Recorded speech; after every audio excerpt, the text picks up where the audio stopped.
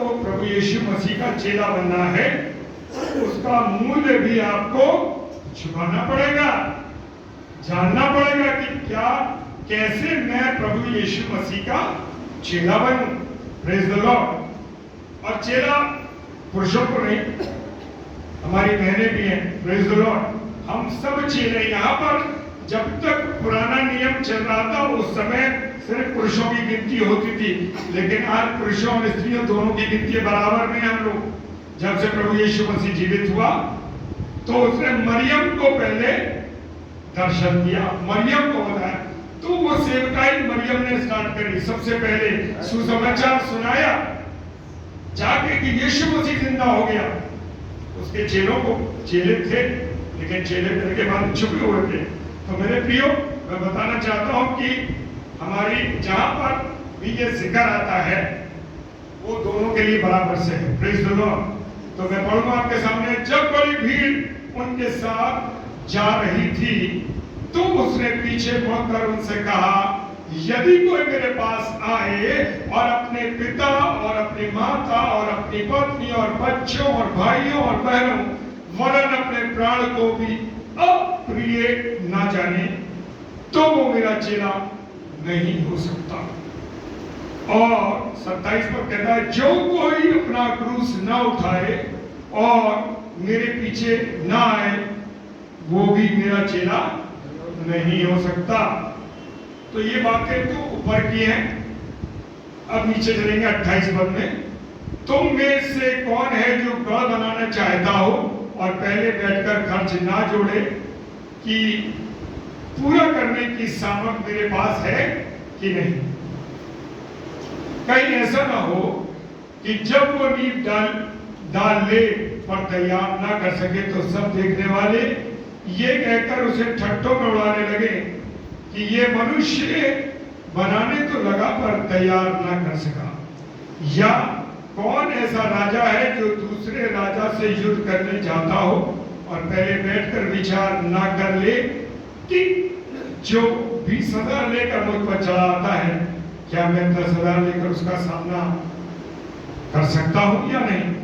32 पद कहता है, नहीं तो उसके दूर रहते ही वो दूतों को भेजकर मिलाप करना चाहेगा। और उसके बाद जो 33 में आए थे वो बहुत सतर्क करने वाली है। इसी रीति से तुम में से जो कोई अपना सब कुछ त्याग ना दे वो मेरा चेला नहीं हो सकता। आज हम मनन करेंगे मेरे प्रियो, जो आए थे 27वीं आयत। और मेरी आवाज तो बिना माइक के गुंज रही होगी, आ रही है आप लोग? ऐसा तो नहीं है कि माइक की जरूरत है, नहीं जरूरत है, ऐसा दे रहे हैं तो प्रभु के सेवक के द्वारा जो कहा जा रहा तो मानना है। तो हम 33वीं और 27वीं आयत का वचन पर मनन करेंगे। मेरे प्रियो, मैं यहाँ बैठा था और प्रभु मेरे मन में चीज चल रही थी, मैं कहना चाहूंगा उसे अदरवाइज न लीजिएगा। क्योंकि जब हम पवित्र हैकल में आते हैं तो मेरे प्रियो हमें आदर के साथ आना, आदर के साथ आना। और हम प्रभु के सेवक और सेविका जब यहाँ खड़े होते हैं और कोई बात बताते हैं तो ये बात माननी है कि ये वाणी प्रभु की है। और दूसरी चीज ये कि जब हम प्रभु के तख्त के सामने न्याय के लिए खड़े होंगे तो अगर कोई बात मुझे और आपको मालूम है तो अपने भाई बहनों को बताना जरूरी है। कि अगर हम नहीं बताएंगे तो परमेश्वर मुझसे और आपसे हिसाब देगा, जो प्रभु के दास और दासी हैं, कि भाई तुम्हें मालूम था, तुमने क्यों ना बताया।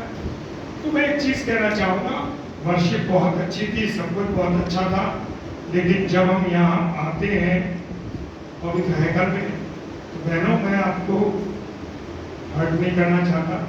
आप सब मेरी प्यारी बहनें हैं और बच्चे हैं जो हमारे साथ सर पे दुपट्टा जरूर था। ये परमेश्वर का आदर है, मनुष्य का आदर नहीं है मेरी बहन, मनुष्य का आदर नहीं, परमेश्वर का आदर। जब तक आप यहाँ रहते हैं, वचन पढ़ा जाता है, महिमा की जाती है, सर पे चादर होना बहुत जरूरी है, हर एक बहन। और खुदा के कलाम में भी ये लिखा है कि परमेश्वर को आदर करो, तो उसे अदरवाइज मत लीजिएगा। ये प्रभु की बात है।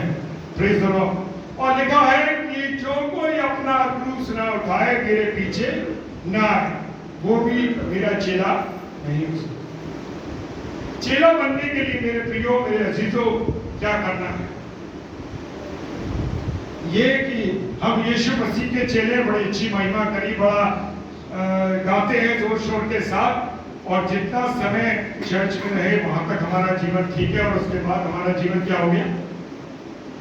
गए, खाना खाया, बाजार गए, मीट लिया, ये लिया, वो लिया, और संडे के बाद सब भूल के पूरे समझा क्या? यीशु मसीह के चेले आप, हमें जब एक बार प्रभु को ग्रहण कर लिया तो आप उसके हमेशा के चेले और चेली।